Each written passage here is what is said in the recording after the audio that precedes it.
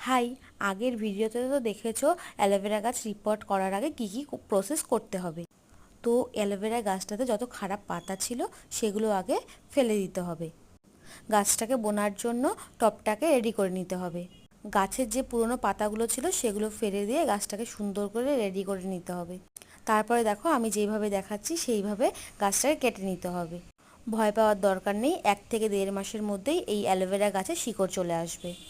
দেখো আমি এখানে যেমন করে কেটে নিয়েছি সেভাবে কেটে নিয়ে গাছটাকে সুন্দর করে তৈরি করে নিতে হবে। তারপর কি, গাছটা রেডি হয়ে গেলে সুন্দর করে মাটিতে বসিয়ে দিতে হবে। ভয় পাওয়ার কারণেই গাছটা এতে খারাপ হবে না। চেষ্টা করবে সামারের সময় এই অ্যালোভেরা গাছ রিপোর্ট করার। গাছ রিপোর্ট করলে নতুন নতুন শিকড়ও বেরোবে, প্লাস নতুন নতুন বেবি প্ল্যান্টও হবে।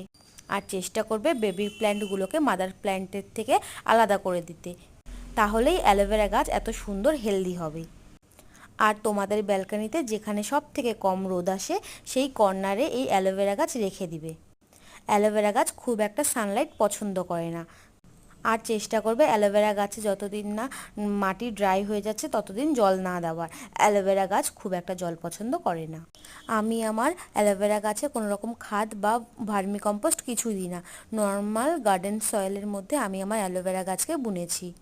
আর অ্যালোভেরা গাছ এত বড় আর এত সুন্দর হতে মিনিমাম 2 থেকে 3 বছর সময় লাগে। আর কোনোভাবেই যেদিন অ্যালোভেরা গাছ রিপোর্ট করবে সেদিন জল দেবে না, পরের দিন সকালবেলা অ্যালোভেরা গাছে জল দিবে। যদি আমার ভিডিও ভালো লেগে থাকে তাহলে do like, share and subscribe.